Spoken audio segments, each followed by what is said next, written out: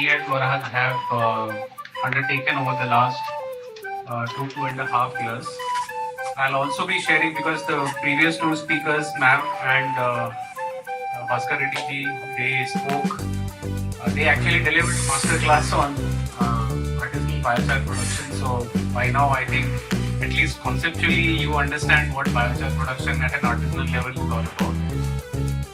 For those of you who are very fresh and who don't understand artisanal versus industrial, artisanal is what you basically make by hand with little control over the temperature and the conditions. And industrial is a far more controlled operation where you get controlled outputs on biochar and other byproducts like wood vinegar or bio oil and syngas. Okay. So artisanal is commercially speaking, artisanal is favorable for those of you who are starting out or for anyone who is starting out because there is very little capital expenditure. I mean the purchase cost as well as the operating costs are on the lower side. But there are some pros and cons to if you are planning to do CDR project. There are some pros and cons which I'll share for in the interest of the people present here, so that you can take a more informed decision. Yeah. So what made us start artisanal biochar work was basically like ma'am said. The soil condition in most parts of India is really going bad because of continuous, back-to-back cultivation or monocropping, what we call, as well as the problem of use of large quantities of chemical fertilizer. And in most parts of India, we find that the soil organic carbon and soil organic matter have depleted to very dangerously drastic levels. In most places, including let's say the Vidarbha region of India, which is the cotton belt, the soil organic carbons are down to 0.3, 0.4%. Even in the rice belts of eastern India, the outputs have dropped from 30 tons per acre to hectare to about 22 tons per hectare because of depletion of soil organic carbon. So this actually, was the starting point that what, and especially this problem is more pronounced for farmers who are typically having, 1 to 3 acres of land. So smallholder farmers are the ones who get impacted the most. So, because we have this long association at Varhad with farmers and farmer cooperatives, we decided to do something with their agricultural waste. Now, as I mentioned in the morning session also, cotton stalk, like many of the other, agricultural wastes are basically post-harvest. They are burnt in open fields to clear the land for the next harvest. So, one option was to take all this and convert that or valorize that into biochar, and then further biochar to be converted into biochar based biofertilizer, and then apply in the soil. Next one. So time I'll skip to the next one. So one of the things which is part of our mission statement is to improve the soil organic carbon to 1% and soil organic matter to 3%. Now, what is the purpose of doing all this? So, we are trying to achieve three things: food security, because depletion of soil organic carbon and soil organic matter means the yields go down. So, by rejuvenating the soil or encouraging regenerative agriculture, we are trying to bring in food security, water security, because biochar in the soil has the unique property of moisture retention, and we are largely a rain-fed agriculture or agriculture where huge quantities of water are, flood irrigated into the soils. And especially in northern parts of India and other parts, western parts where the rains are, quite uncertain nowadays, this kind of problem can lead to drop in yields. So biochar is a solution, is a good solution even for those areas. And then of course climate change, because biochar production allows you to sequester a certain amount of CO2 from the atmosphere into the soil. So the third angle of biochar production is climate resiliency or climate change mitigation.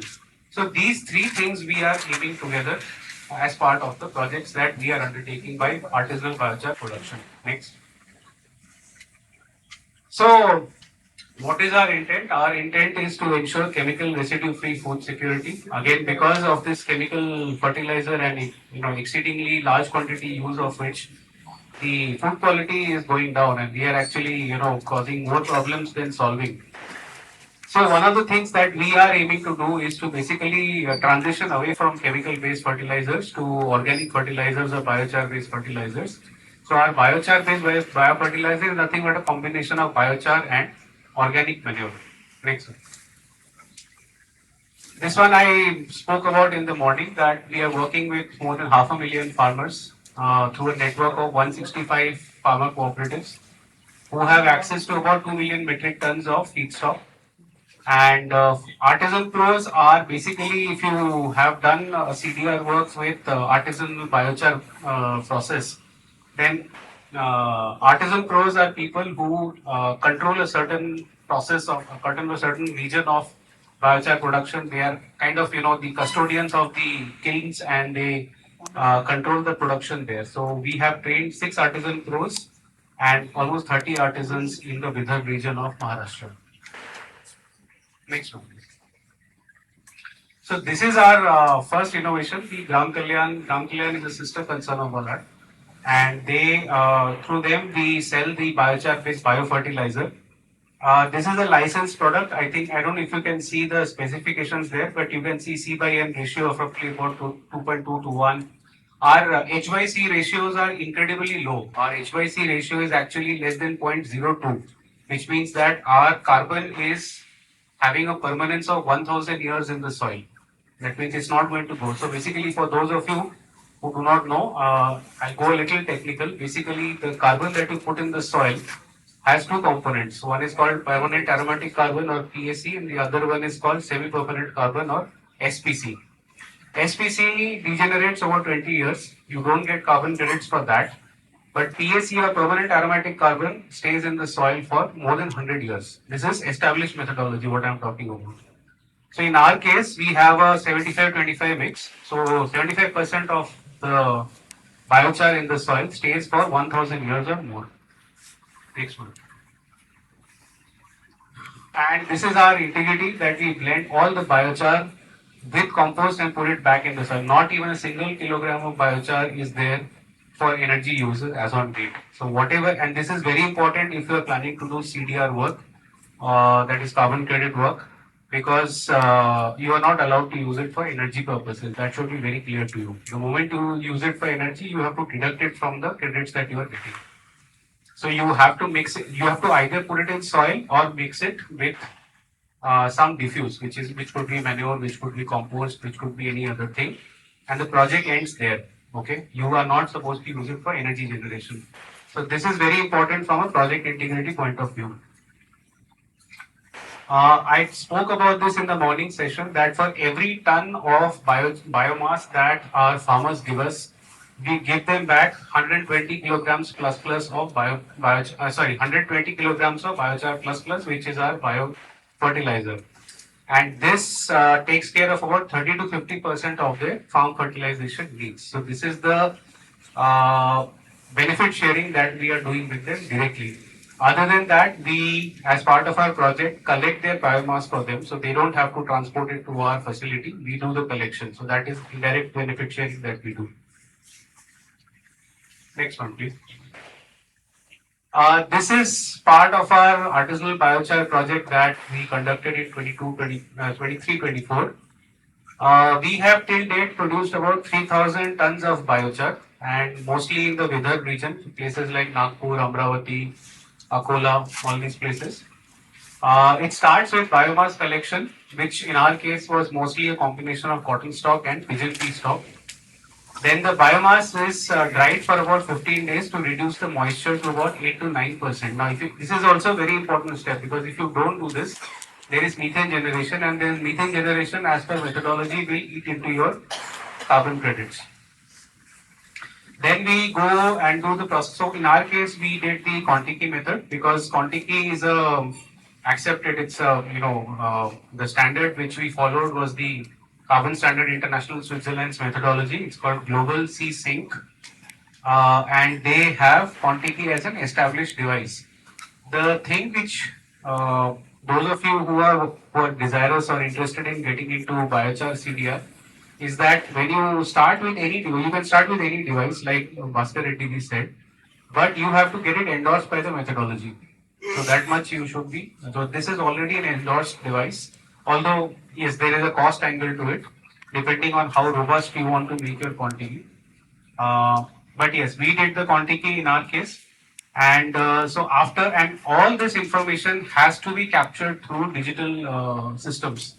Okay, so you can do artisanal biochar production, but if you are interested in doing artisanal biochar for CDR work or carbon dioxide removal work, then you must have a digital platform for capturing the data. So then what we do with the biochar, as I said, we blend it with compost in a 1:1 ratio and then apply it back into the soil. We package it in these 40 kg bags and these are given to the farmers. This whole process from start to beginning has to have a mass balance. That's very important. So whatever biomass you started with to how much you are producing biochar, everything is controlled. You cannot leave even a single kilogram of biochar or biomass unaccounted for. That's very important. Although there is a math involved to this, but that mass balance has to happen. Next one, please. These are some of the specs of the biochar that we produced. We got 86% fixed carbon and we got 2.6 credits per ton of biochar. Okay. Again, the temperature of operation was about 650 degrees Celsius. Gross CDR, this is again calculation, this is GHG accounting. There is, I mean, if you don't want to go into this, that's fine. I'm happy to take offline questions on this. In our case, our quantities were very robust. These can take up to 1000 cooking cycles. So these are made of boiler grade steel. Next one.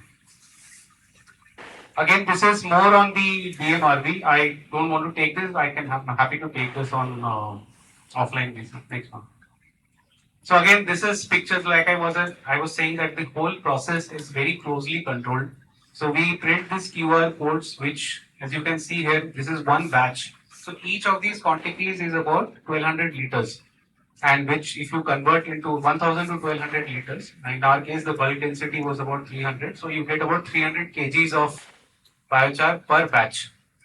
So these are put in these bags and then you put the QR codes and you have to scan it. So there is a mobile app which scans it. Again, these are taken to the mixing place.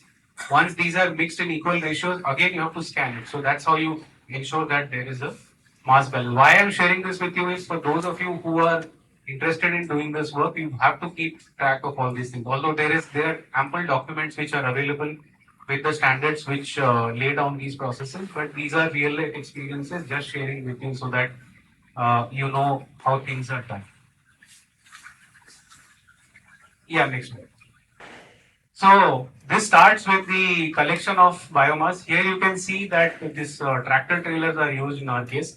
What we do is that we provide the farmers with on-field shredders, and that reduces the size of the cotton stalks from. I mean, these are pretty long after harvest. These are reduced to 3 to 5 millimeter size. So what that allows is that every tractor trailer can be packed more. So you can carry up to about 2.5 to 3 tons per tractor trailer. It makes transportation easy. Why transportation is important? Because if you do more trips, you are actually, doing more transportation and there is a transportation emission also, which again eats into your carbon credit. So you have to keep track of these logistical things. Then there is biochar production. This bottom left hand corner is very important. These are the way, this is where we are actually doing biochar and compost mixing. So there are elaborate videos we have where, literally, 8 feet mounds or 10 feet mounds of biochar and similar mounds of compost are actually mixed with these JCBs in equal proportion. Before all of this is packed, and then we do these farmer events. Like I think ma'am also mentioned that they do extensive events. We also do these farmer awareness events, and we give them a lot of the sample actually goes free of cost, where they use it and they tell us that okay they want more, and then thereafter we give it to them in the ratio that I mentioned previously. Next one, please. So we at Varhad are a licensed or a registered ceasing manager. What it means basically is that this registration we got renewed only this year. So till 2026, we can undertake CDR projects and uh, we are eligible to get carbon credits for every ton of biochar that we produce. So CSI is the standard. They are Swiss-based. They are closely associated with Ithaka Institute, which is the premier institute that actually, did a lot of the groundwork on artisanal biochar and biochar-based CDR. Next one.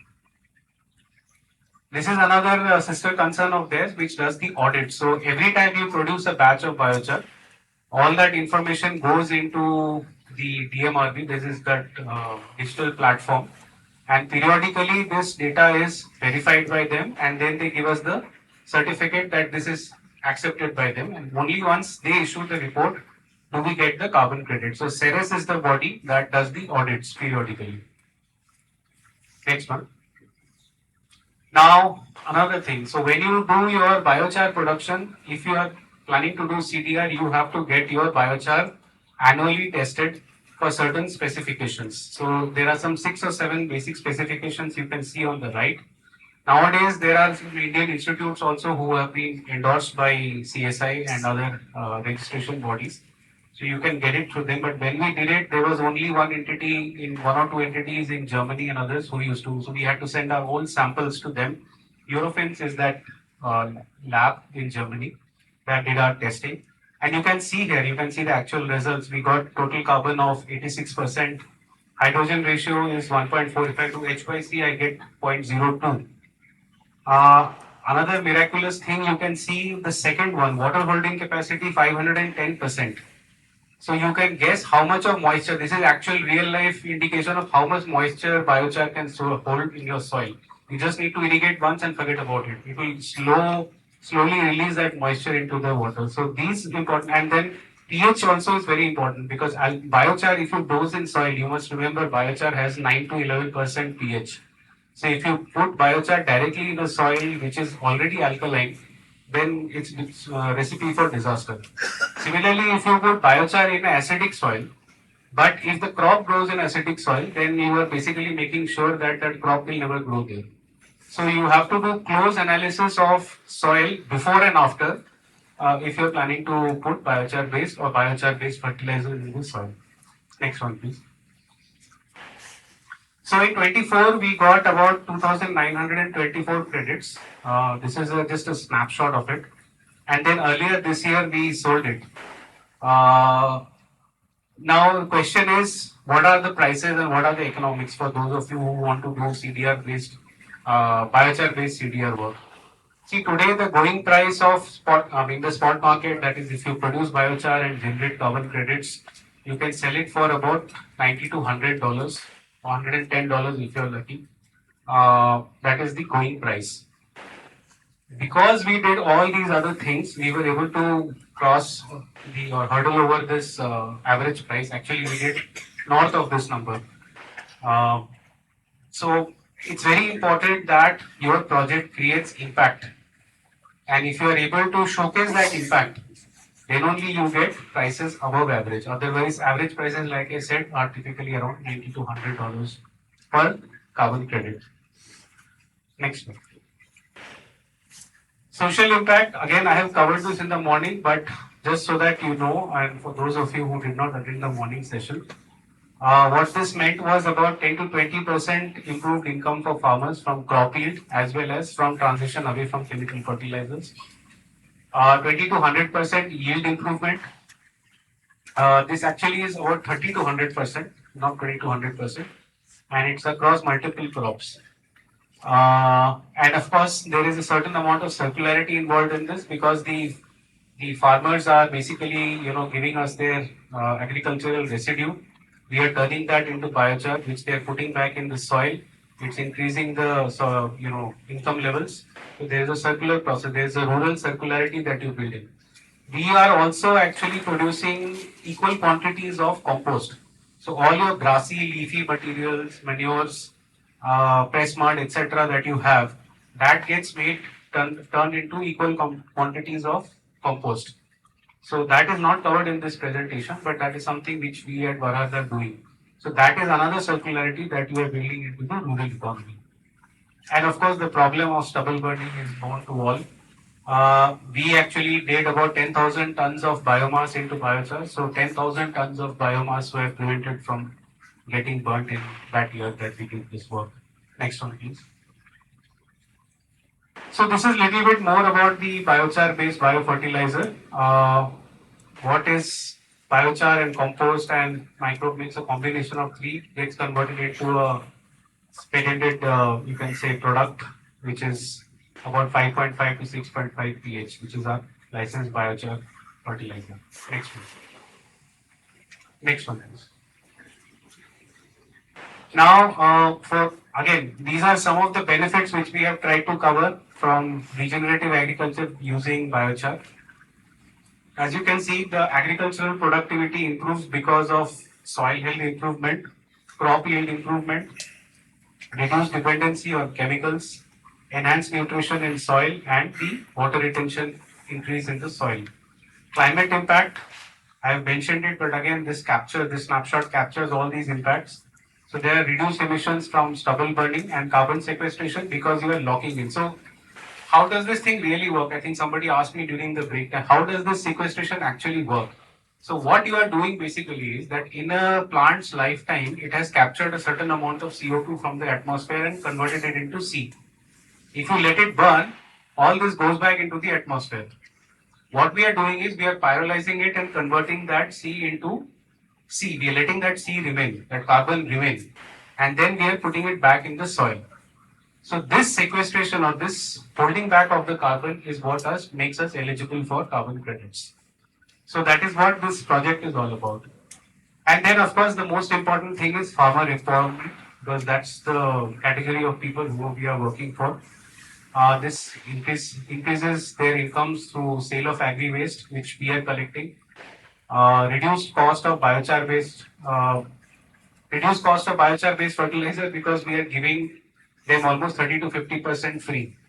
So they are actually, having to save on the fertilizer needs for their soil.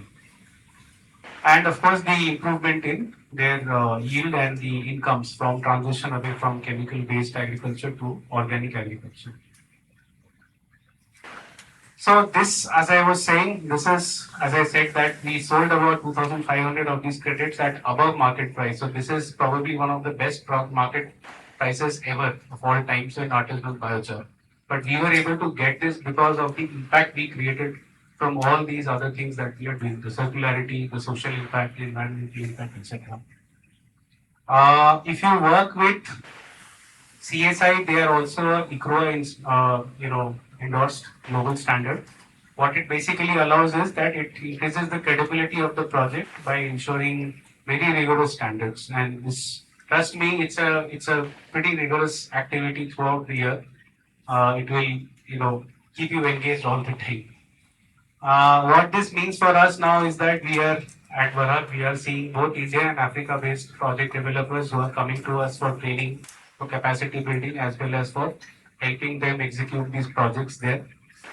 And plus, I'm here with you, so that also I will take as an acknowledgement of the work that we have done.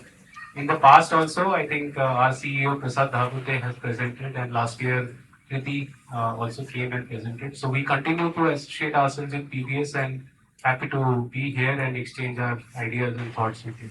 Next one.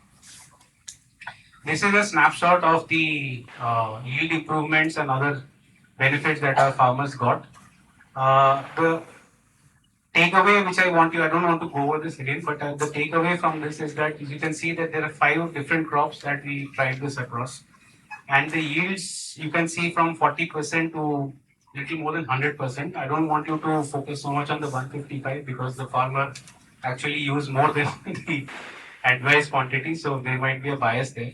But easily 40 to 80%, 40 to 90% are results that we have seen in 1 year.